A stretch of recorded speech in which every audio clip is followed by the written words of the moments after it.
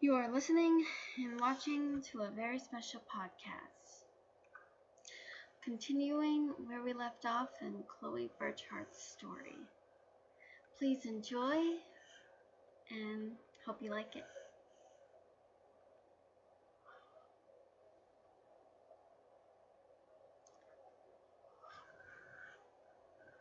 Going on this mission, this was going to get tough, but finding themselves in some sort of futuristic world known as Sternbilt City, something was a little bit weird. In her gothic costume, Chloe couldn't help but think of a name, and it was Nyx, as in the Greek goddess of night. Well, I don't want to be considered as a goddess, I just want to be considered as a hero. That's part of my assignment, Chloe thought. Okay, focus, Chloe. Now, what can I do? Who needs saving here? Suddenly, she could hear some sort of inhuman screech and a woman scream. Chloe went over, and there it was. One of the infestation is trying to attack a woman. Hero time, Chloe said, and she jumped from the rooftop and pounced the infestation creature. The infestation flew back into a wall, and then Chloe said to the woman, "Get out of here! Run!" she called out. The woman immediately did, and Chloe fought the beast. But he had friends, and boy did they look hungry. As they were about to pounce Chloe used her dark abilities. She dodged them, and she managed to get away in time. And then she finished them off with her dark force. Once that was over, Chloe felt victorious. She removed the hood from her head that was covering her face and eyes and hair, letting her black disguised hair flow through the wind. Man, every world I go to, infestation, manifestation, infestation, manifestation, but now it gets even more bigger when it comes to ragamuffins and transfigurations. Man, where are these monsters coming from? She said to herself quietly. However, someone applauded from behind. Chloe turned around and saw some sort of robot?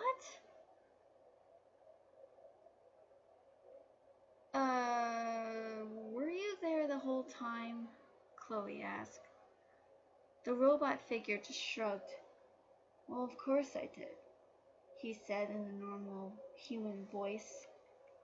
Let's just say I've been here the whole time. I thought maybe I would save the lady, but I guess you did, said the robot guy. Oh, really? Some guy in white and pink? What's with those ears? Kind of weird on you, don't you think? Chloe said. Enough about me. I just want to know, who are you? They call me Nyx.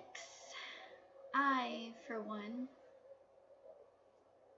have the ability to control darkness.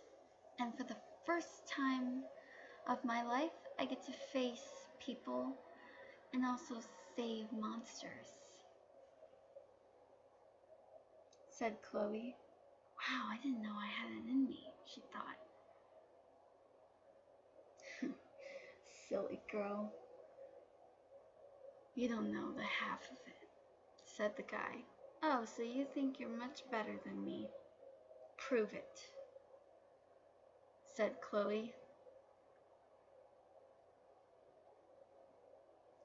Suddenly, an infestation was coming from behind, but Chloe, aka Nyx, did not know that.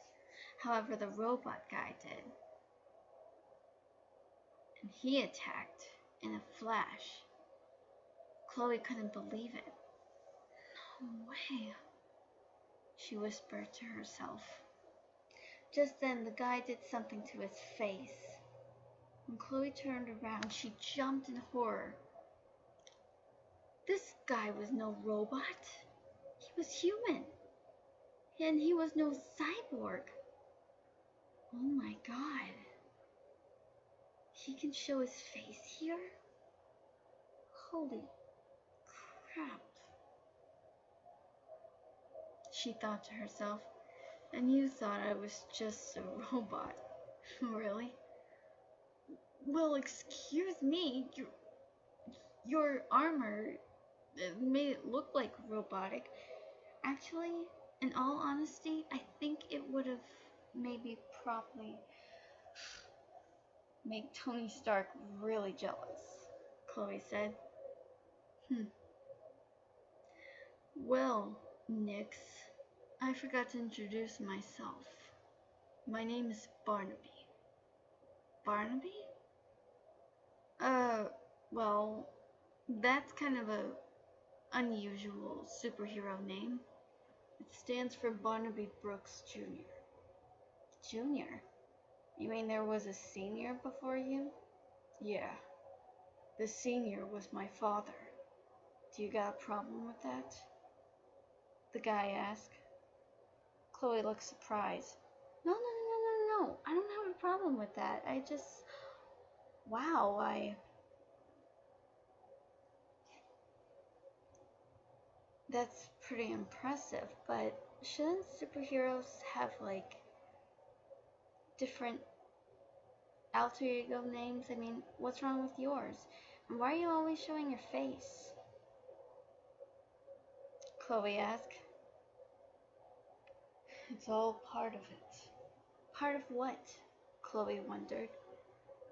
Well, I don't think you know this, but do you know we're broadcasting live? Barnaby said. Chloe felt her heart drop. What? We're on TV? And I didn't even know about it? Why do you have to tell me this now? Chloe said. Barnaby looked at her. Ah, so you're new here. So who's your sponsor? Barnaby said. Am I supposed to have a sponsor? Oh, please. I don't even know about this whole thing. I am so gonna get you for this, she whispered to herself. Sorry, Barnaby said. None of your business. That's saying something. What are you, really, Nyx? Barnaby said.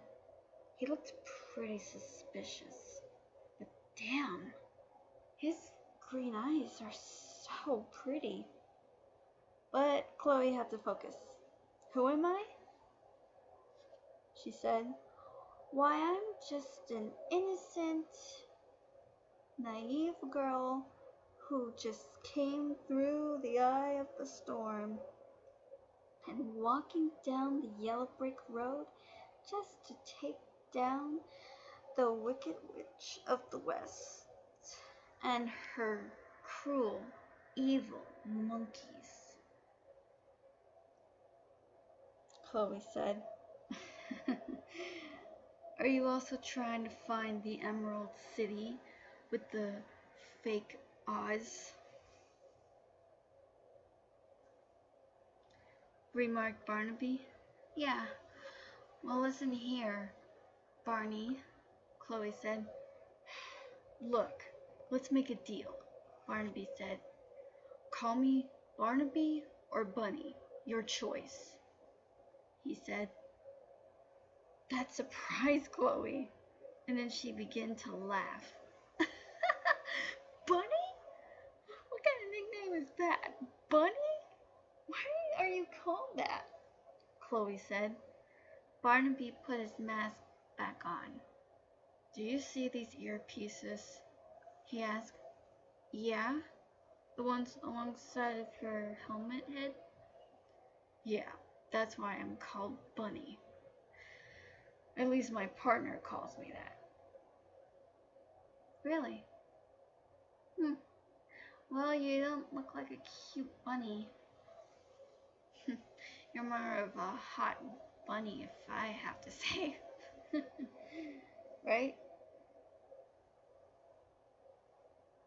Chloe said jokingly.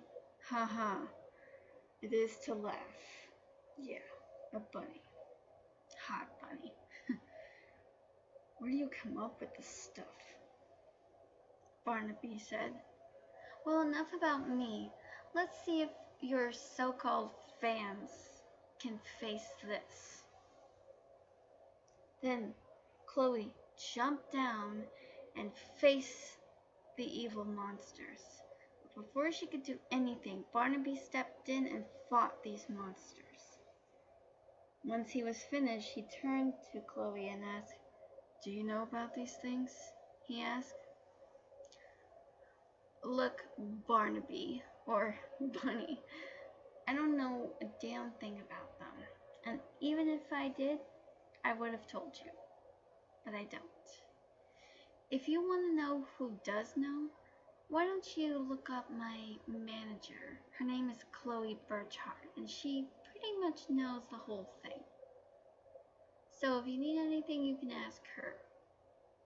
Well, not that if you're interested. Now, if you don't mind, I have somewhere to be. Ta-da! Chloe said, and she vanished from sight with her dark force. Then she relocated somewhere private, and then she changed back into Chloe Birchhart. Her makeup disappeared, as well as her black hair. Then she sighed and said to herself, "Good Lord, who was that guy?" I don't know who he was, but whoever he was, Barnaby, Bunny, jeez, he said. She said. Then she walked off. Then she looked down. Oh boy. This is gonna be pretty bad if anyone sees my dark clothes like this, Chloe said, with a snap of her fingers. Her clothes changed into something lighter. White, all white. Nah, too bright. And she snapped them again. This time, her shirt became some sort of ruffled at the front. And then there was capri pants she was wearing. Then she saw herself wearing slip-on shoes. Ooh la la, perfect. Then she looked in the reflecting window and decided to make her hair look nice and getting a few strands out of her face. She smiled at herself and said, "Okay, Chloe Birchhart, you are totally in business," she said, and then she walked off. Yep, that's right, people. Chloe Birchhart is in the world of Tiger and Bunny. Okay, that's the end for now. Stay tuned of what's going to happen next. Thank you for listening and watching. I'll see you next time. I'm Captain Donovan. See you later.